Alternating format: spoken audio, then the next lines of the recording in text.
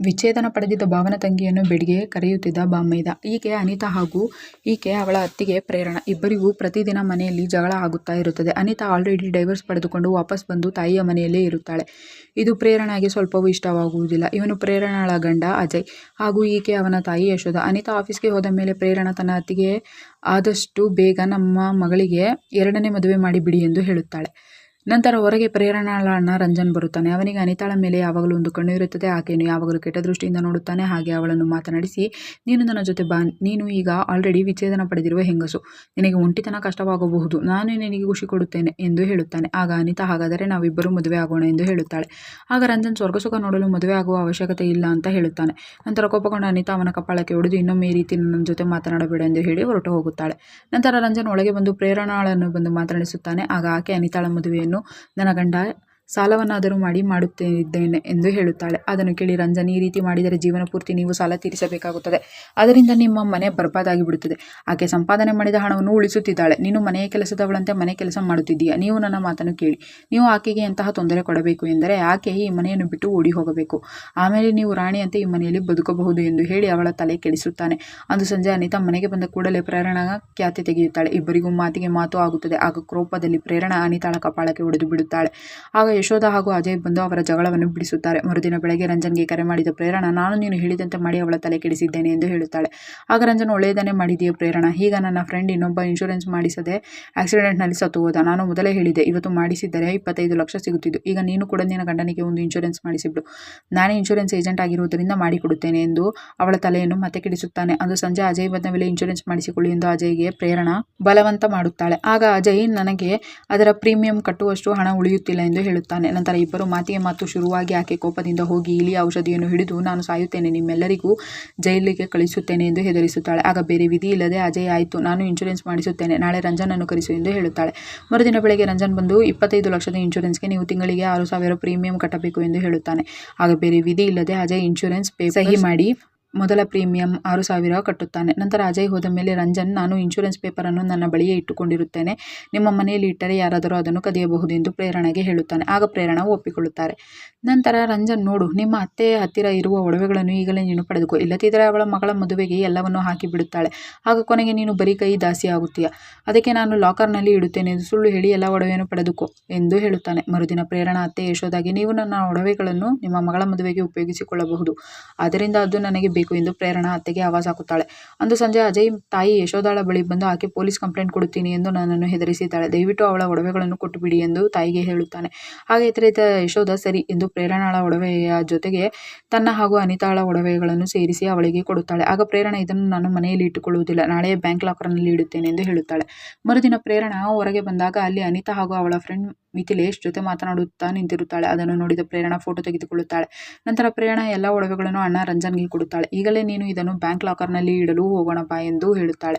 ಆಗ ರಂಜನ್, ಇಲ್ಲ, ಸುಮ್ಮನೆ ನೀನು ಏಕೆ ಅದಕ್ಕೆ ಎಕ್ಸ್ಟ್ರಾ ಅಮೌಂಟ್ ಕಟ್ಟುತ್ತೀಯ, ನನ್ನ ಬ್ಯಾಂಕ್ ಲಾಕರ್ನಲ್ಲಿ ಇಡುತ್ತೇನೆ, ನೀನು ಯಾವಾಗ ಬೇಕಾದರೂ ಕೇಳು, ನಾನು ನಿನಗೆ ವಾಪಸ್ ತಂದು ಕೊಡುತ್ತೇನೆ ಎಂದು ಹೇಳುತ್ತಾನೆ. ಆಗ ಪ್ರೇರಣಾ ಅದನ್ನು ನಂಬಿಕೊಂಡು ಆಯಿತು ಎಂದು ಹೇಳುತ್ತಾಳೆ. ನಂತರ ಪ್ರೇರಣಾ ನಾದಿನಿ ಅನಿತಾಳ ಫೋಟೋವನ್ನು ರಂಜನ್ಗೆ ತೋರಿಸುತ್ತಾಳೆ. ಅದನ್ನು ನೋಡಿದ ರಂಜನ್, ನೀನು ಈಗಲೇ ಇವರಿಬ್ಬರನ್ನು ಹೇಗಾದರೂ ಮಾಡಿ ಮದುವೆ ಮಾಡಿಸಿಬಿಡು, ಆಗ ನಿಮಗೆ ವರದಕ್ಷಿಣೆ ಕೂಡ ಉಳಿಯುತ್ತದೆ, ಜೀವನ ಪೂರ್ತಿ ನೀವು ನೆಮ್ಮದಿಯಾಗಿರಬಹುದು ಅಂತ ಅವಳಿಗೆ ಕೆಟ್ಟ ಐಡಿಯಾವನ್ನು ಕೊಡುತ್ತಾನೆ. ಮರುದಿನ ಅನಿತಾ ಕೆಲಸದ ಮೇಲೆ ಮಿಥಿಲೇಶ್ನ ಮನೆಗೆ ಹೋದಾಗ ಆಕೆ ಸ್ಲಿಪ್ ಆಗಿ ಬೀಳುವಾಗ ಮಿಥಿಲೇಶ್ ಅವಳನ್ನು ಹಿಡಿದುಕೊಳ್ಳುತ್ತಾನೆ. ಅದೇ ಸಮಯಕ್ಕೆ ಅಲ್ಲಿಗೆ ಬಂದು ಪ್ರೇರಣಾ ಅದನ್ನು ನೋಡುತ್ತಾಳೆ. ಆಗ ಪ್ರೇರಣಾ, ನೀನು ಇಲ್ಲಿ ಬಂದು ಕದ್ದು ಮುಚ್ಚಿ ಸರಸ ಲೀಲೆ ಆಡುತ್ತಿದ್ದೀಯ, ಮನೆಯಲ್ಲಿ ಮರ್ಯಾದಸ್ಥೆಯಂತೆ ಆಡುತ್ತೀಯಾ ಅಂತ ಹೇಳುತ್ತಾ ಅಲ್ಲಿನ ಏರಿಯಾದ ಜನರನ್ನು ಮನೆ ಮುಂದೆ ಕರೆಸಿಬಿಡುತ್ತಾಳೆ. ಆ ಏರಿಯಾದಲ್ಲಿ ನಿಮ್ಮ ಮಾನ ಮರ್ಯಾದೆ ಉಳಿಯುವುದಿಲ್ಲ ಅಂತ ಜನರನ್ನು ನೀವು ಇಟ್ಟುಕೊಂಡಿದ್ದೀರಾ ಎಂದು ಗಲಾಟೆ ಮಾಡುತ್ತಾಳೆ. ನಂತರ ಮಿಥಿಲೇಶ್ಗೆ, ನೀನು ಈಕೆಯನ್ನು ಮದುವೆ ಆಗಲು ಈಗಲೇ ಒಪ್ಪಿಕೊಳ್ಳಬೇಕು, ಇಲ್ಲದಿದ್ದರೆ ನಾನು ಪೊಲೀಸ್ಗೆ ಹಿಡಿದು ಕೊಡುತ್ತೇನೆ ಎಂದು ಅವನನ್ನು ಎದುರಿಸಿ ಬಿಡುತ್ತಾಳೆ. ಆಗ ಬೇರೆ ವಿಧಿ ಇಲ್ಲದೆ ಮಿಥಿಲೇಶ್ ಅನಿತಾಳನ್ನು ಮದುವೆ ಆಗಲು ಒಪ್ಪಿಕೊಳ್ಳುತ್ತಾನೆ. ಇದರಿಂದ ಅನಿತಾಗೆ ದೊಡ್ಡ ಶಾಕ್ ಆಗುತ್ತದೆ. ಅಂದು ಸಂಜೆ ಮನೆಯಲ್ಲಿ ಕೂಡ ಪ್ರೇರಣಾ ಬಂದು ಅತ್ತೆಗೆ ಈಕೆಯನ್ನು ಮಿಥಿಲೇಶ್ಗೆ ಕೊಟ್ಟು ಮದುವೆ ಮಾಡಿದರೆ ಒಳ್ಳೆಯದು, ಇಲ್ಲದಿದ್ದರೆ ಬೇರೆಯವರು ಈಕೆಯನ್ನು ಮದುವೆ ಆಗುವುದಿಲ್ಲ ಎಂದು ಅವರ ತಾಯಿಯ ತಲೆಯನ್ನು ಕೆಡಿಸಿ ಒಪ್ಪಿಸಿಬಿಡುತ್ತಾಳೆ.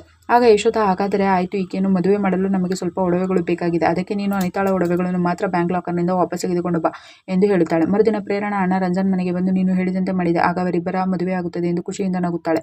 ನಂತರ ಅಣ್ಣ, ಈಗಲೇ ನನಗೆ ಅನಿತಾಳ ಒಡವೆಗಳನ್ನು ಬ್ಯಾಂಕ್ ಲಾಕರ್ನಿಂದ ವಾಪಸ್ ತೆಗೆದುಕೊಂಡು ಕೊಡು ಎಂದು ಹೇಳುತ್ತಾಳೆ. ಇದರಿಂದ ತಬ್ಬಿಬ್ಬಾದ ರಂಜನ್, ನಾನು ಆ ಒಡವೆಗಳನ್ನು ಶೇರ್ ಮಾರ್ಕೆಟ್ನಲ್ಲಿ ಇನ್ವೆಸ್ಟ್ ಮಾಡಿಬಿಟ್ಟಿದ್ದೇನೆ, ಅದನ್ನು ಈಗಲೇ ಕೊಡಲು ಸಾಧ್ಯವಿಲ್ಲ ಎಂದು ಹೇಳುತ್ತಾನೆ. ಆಗ ಕೋಪಗೊಂಡ ಪ್ರೇರಣಾ, ನೀನು ನನ್ನನ್ನು ಒಂದು ಮಾತು ಕೇಳದೆ ಹೇಗೆ ನನ್ನ ಒಡವೆಗಳನ್ನು ಇನ್ವೆಸ್ಟ್ ಮಾಡಿದೆ, ನನಗೆ ಅದೆಲ್ಲ ಗೊತ್ತಿಲ್ಲ, ನಿನಗೆ ಇನ್ನೂ 2 ದಿನ ಸಮಯ ಕೊಡುತ್ತೇನೆ, ಅಷ್ಟರಲ್ಲಿ ನನ್ನ ಒಡವೆಗಳು ನನಗೆ ಬೇಕು ಎಂದು ಅವನಿಗೆ ಬೈದು ಅಲ್ಲಿಂದ ಹೋಗುತ್ತಾಳೆ. ಆಗ ರಂಜನ್ ನಿನಗೆ ಒಡವೆಗಳಂತೂ ಸಿಗುವುದಿಲ್ಲ, ಅದಕ್ಕೋಸ್ಕರ ನಾನು ಏನು ಬೇಕಾದರೂ ಮಾಡುತ್ತೇನೆ ಎಂದು ಹೇಳುತ್ತಾನೆ. ಇತ್ತ ಪ್ರೇರಣಾ ಮನೆಗೆ ಬಂದ ಮೇಲೆ ಎಲ್ಲರೂ ಒಡವೆ ಬಗ್ಗೆ ಕೇಳುತ್ತಾರೆ. ಆಗ ಪ್ರೇರಣಾ ಇನ್ನು 2 ದಿನ ತೆಗೆಯಲು ಸಾಧ್ಯವಿಲ್ಲ ಎಂದು ಅವರನ್ನು ಒಪ್ಪಿಸುತ್ತಾಳೆ. ಆಗ ಅಜಯ್ ಗಲಾಟೆ ಮಾಡಿದಾಗ ಪ್ರೇರಣಾ ಅದು ನಮ್ಮ ಅಣ್ಣ ರಂಜನ್ ಬಳಿ ಇದೆ ಎಂದು ಹೇಳುತ್ತಾಳೆ. ಆಗ ಕೋಪಗೊಂಡ ಅಜಯ್ ನನಗೆ ಗೊತ್ತು, ನಮ್ಮ ಮನೆಯನ್ನು ಹಾಳು ಮಾಡಿ ಅವನ ಮನೆಯನ್ನು ನೀನು ಉದ್ಧಾರ ಮಾಡುತ್ತಿದ್ದೀಯ ಎಂದು ಬೈಯುತ್ತಾನೆ. ಆಗ ಕೋಪಗೊಂಡ ಪ್ರೇರಣಾ ಕಪಾಳಕ್ಕೆ ಹೊಡೆದು ಬಿಡುತ್ತಾಳೆ. ಇದರಿಂದ ಮನೆಯವರೆಲ್ಲ ಶಾಕ್ ಆಗುತ್ತಾರೆ. 2 ದಿನದ ನಂತರ ಪ್ರೇರಣಾ ಹೊರಗೆ ಬರುತ್ತಾಳೆ. ಆಗ ಸರಗಳರು ಬೈಕಿನಲ್ಲಿ ಬಂದು ಆಕೆಯ ತಾಳಿಯನ್ನು ಹಿಡಿದು ಎಳೆದಾಡುತ್ತಾರೆ. ಆಗ ಪ್ರೇರಣಾ ಕಾಪಾಡಿ ಕಾಪಾಡಿ ಎಂದು ಕೂಗಿಕೊಂಡು ಜನ ಸೇರಿ ಬಿಡುತ್ತಾರೆ. ಆಗ ಕೋಪಗೊಂಡ ಕಳ್ಳ ಆಕೆಯನ್ನು ಶೂಟ್ ಮಾಡಿ ಅಲ್ಲಿಂದ ತಪ್ಪಿಸಿಕೊಂಡು ಓಡಿಬಿಡುತ್ತಾನೆ. ಆಗ ಬೈಕ್ ಓಡಿಸುತ್ತಿದ್ದ ವ್ಯಕ್ತಿಯನ್ನು ಮಾತ್ರ ಜನರು ಹಿಡಿದುಕೊಳ್ಳುತ್ತಾರೆ. ಪ್ರೇರಣಾ ಅಲ್ಲೇ ಸತ್ತು ಬೀಳುತ್ತಾಳೆ. ಆಗ ಮನೆಯವರು ಬಂದು ಗೋಳಾಡುತ್ತಾರೆ. ಪೊಲೀಸರು ಬಂದು ತನಿಖೆ ಮಾಡುತ್ತಿರುತ್ತಾರೆ. ಆಗ ಪೊಲೀಸರು ಅಲ್ಲಿನ CCTV ಕ್ಯಾಮೆರಾವನ್ನು ತೆಗೆಯಲು ಹೇಳುತ್ತಾರೆ. ಇತ್ತ ಪೊಲೀಸರು ಬೈಕ್ ರೈಡರ್ ಚೆನ್ನಾಗಿ ಬಾರಿಸಿ ಅವನ ಅಡ್ರೆಸ್ ಬಗ್ಗೆ ವಿಚಾರಣೆ ಮಾಡುತ್ತಾರೆ. ನಂತರ ಅಲ್ಲಿಗೆ ರಂಜನ್ ಬರುತ್ತಾನೆ. ಆಕಸ್ಮಿಕವಾಗಿ ನನ್ನ ತಂಗಿಯನ್ನು ಕೊಲೆ ಮಾಡಿಲ್ಲ, ಇದನ್ನು ಸುಪಾರಿ ಕೊಟ್ಟು ಕೊಲೆ ಮಾಡಿಸಿರಬೇಕು, ನನಗೆ ಸಂಶಯ ಇದೆ ಎಂದು ಅಜಯ್ ಮನೆಯವರ ಮೇಲೆ ಪೊಲೀಸರಿಗೆ ಹೇಳುತ್ತಾನೆ. ಅವರು ನನ್ನ ಮೇಲೆ ಸುಮ್ಮನೆ ಆಕೆ ಒಡವೆ ತಂದು ನಮ್ಮ ಮನೆಯಲ್ಲಿ ಇಟ್ಟಿದ್ದಾರೆ ಎಂದು ಸುಳ್ಳು ಆರೋಪವನ್ನು ಮಾಡುತ್ತಿದ್ದಾರೆ. ಅವಳ್ಯಾಕೆ ನಮ್ಮ ಮನೆಗೆ ತಂದು ಕೊಡುತ್ತಾರೆ ಸರ್ ಎಂದು ಕೈ ಮುಗಿದು ಕಣ್ಣೀರಿನ ನಾಟಕ ಮಾಡುತ್ತಾನೆ. ಪೊಲೀಸರು CCTV ವಿಡಿಯೋವನ್ನು ಚೆಕ್ ಮಾಡಿದಾಗ ಅಲ್ಲಿ ಇನ್ನೂ ಹೆಚ್ಚಿನ ಒಡವೆ ಹಾಕಿದ ಹೆಂಗಸರನ್ನು ಬಿಟ್ಟು ಈಕೆಯೇ ಚಿನ್ನಕ್ಕಾಗಿ ಅಟ್ಯಾಕ್ ಮಾಡಿರುವುದನ್ನು ನೋಡಿ ಅವರಿಗೆ ಇದು ಸುಪಾರಿ ಕಿಲ್ಲಿಂಗ್ ಎಂದು ಸಂಶಯ ಬರುತ್ತದೆ. ನಂತರ ಹೇಗೋ ಮಾಡಿ ಕೊಲೆಗಾರನನ್ನು ಹಿಡಿಯುತ್ತಾರೆ. ನಂತರ ಅವನನ್ನು ಚೆನ್ನಾಗಿ ಹೊಡೆದು ಪೊಲೀಸರು ವಿಚಾರಣೆ ಮಾಡುತ್ತಾರೆ. ನೀನು ಬರೀ ಚೈನ್ ಸ್ನ್ಯಾಚಿಂಗ್ ಆಗಿ ಅಷ್ಟು ದೂರದಿಂದ ಇಲ್ಲಿಗೆ ಬಂದು ಕೊಲೆ ಮಾಡಿದ್ಯಾ, ಇದು ಸುಳ್ಳು ಎಂದು ಹೊಡೆದು ಕೇಳಿದಾಗ ಅವನು ಇಲ್ಲ, ಈ ಕೊಲೆಗಾಗಿ ನನಗೆ ಸುಪಾರಿ ಕೊಟ್ಟಿದ್ದರು ಎಂದು ಸತ್ಯವನ್ನು ಒಪ್ಪಿಕೊಳ್ಳುತ್ತಾರೆ. ಯಾರು ಸುಪಾರಿ ಕೊಟ್ಟಿದ್ದು ಎಂದು ಪೊಲೀಸರಿಗೆ ತಿಳಿಸುತ್ತಾನೆ. ನಂತರ ಹೊರಗೆ ಬಂದ ಪೊಲೀಸರು ರಂಜನ್ನ ಕಪಾಳಕ್ಕೆ ಹೊಡೆಯುತ್ತಾರೆ. ನಿಜ ಹೇಳು, ಪ್ರೇರಣಾಳ ಒಡವೆಗಳನ್ನು ಏನು ಮಾಡಿದ್ದೀಯ ಎಂದು ಕೇಳುತ್ತಾರೆ. ಆಗ ರಂಜನ್ ತಪ್ಪಾಯಿತು ಸರ್, ನಾನು ಒಡವೆಗಳನ್ನು ಪಡೆದು ಅದನ್ನು ಮಾರಿ ನನ್ನ ದೊಡ್ಡ ಸಾಲವನ್ನು ತೀರಿಸಿದ್ದೇನೆ. ಈಗ ಹೇಗಾದರೂ ಮಾಡಿ ನಾನು ದುಡಿದು ಇವರ ಮನೆಯ ಒಡವೆಗಳನ್ನು ವಾಪಸ್ ತಲುಪಿಸುತ್ತೇನೆ ಎಂದು ಪೊಲೀಸರ ಹತ್ತಿರ ಕೇಳಿಕೊಳ್ಳುತ್ತಾನೆ. ಆದರೆ ನಾನು ನನ್ನ ತಂಗಿಯ ಕೊಲೆಯನ್ನು ಮಾಡಿಲ್ಲ ಸರ್ ಎಂದು ಹೇಳುತ್ತಾನೆ. ಆಗ ಪೊಲೀಸರು ಪ್ರೇರಣಾ ನಿಮಗೆಲ್ಲ ತುಂಬಾ ಹಿಂಸೆ ಕೊಡುತ್ತಿದ್ದಳು, ಅದಕ್ಕೆ ನಿಮ್ಮಲ್ಲೇ ಯಾರೋ ಅವಳನ್ನು ಸುಪಾರಿ ಕೊಟ್ಟು ಕೊಲೆ ಮಾಡಿಸಿದ್ದೀರಾ, ನಿಜ ಹೇಳಿ ಎಂದು ಕೇಳುತ್ತಾರೆ. ಆಗ ಯಾರೂ ಬಾಯಿ ಬಿಡುವುದಿಲ್ಲ. ಆಗ ಕೊಲೆಗಾರನನ್ನು ಕರೆಸಿದಾಗ ಅವನು ಅನಿತಾಳ ಕಡೆ ಕೈ ತೋರಿಸಿ ಹೇಳುತ್ತಾನೆ. ಅದನ್ನು ನೋಡಿ ಎಲ್ಲರೂ ಶಾಕ್ ಆಗುತ್ತಾರೆ. ಆಗ ಲೇಡಿ ಪೊಲೀಸ್ ಅನಿತಾಳ ಕಪಾಳಕ್ಕೆ ಹೊಡೆದು ಸತ್ಯ ಹೇಳು ಎಂದು ಹೇಳುತ್ತಾಳೆ. ಆಗ ತಾಯಿ ಯಶೋಧ ಇವಳು ಎಷ್ಟೇ ಟಾರ್ಚರ್ ಕೊಟ್ಟಿರಬಹುದು, ಆದರೆ ಇಂಥ ಕೊಲೆ ಮಾಡುವ ಅವಶ್ಯಕತೆ ಏನಿತ್ತು ಎಂದು ಕೇಳುತ್ತಾಳೆ. ಆಗ ಅನಿತಾ ಮತ್ತೆ ಇನ್ನೇನು ಮಾಡಬೇಕಿತ್ತು ಅಮ್ಮ, ನನಗೆ ಮನೆಯಲ್ಲಿ ಪ್ರತಿದಿನ ಟಾರ್ಚರ್ ಕೊಡುತ್ತಿದ್ದಳು, ನನ್ನ ಹಾಗೂ ಅಣ್ಣನ ಮೇಲೆ ಕೂಡ ಕೈ ಮಾಡಿದ್ದಾಳೆ, ನಿಮ್ಮ ಬಗ್ಗೆಯೂ ಕೂಡ ಕೆಟ್ಟದಾಗಿ ಮಾತನಾಡಿದ್ದಾಳೆ, ಅದು ಅಲ್ಲದೆ ನನ್ನ ಮನೆಯಿಂದ ಆಚೆ ಹಾಕಲು ಮಿಥಿಲೇಶ್ನನ್ನು ಬಲವಂತವಾಗಿ ಮದುವೆಯಾಗಲು ಸುಳ್ಳು ರಂಪಾಟ ಮಾಡಿದಳು, ಇದರಿಂದ ಅವಳನ್ನು ಕೊಲೆ ಮಾಡುವ ಬದಲು ಬೇರೆ ದಾರಿ ಇರಲಿಲ್ಲ ಎಂದು ಸತ್ಯವನ್ನು ಒಪ್ಪಿಕೊಳ್ಳುತ್ತಾಳೆ. ಆಗ ಅನಿತಾಗೆ ಪೊಲೀಸರು ಶಿಕ್ಷೆಗೆ ಗುರಿಪಡಿಸುತ್ತಾರೆ.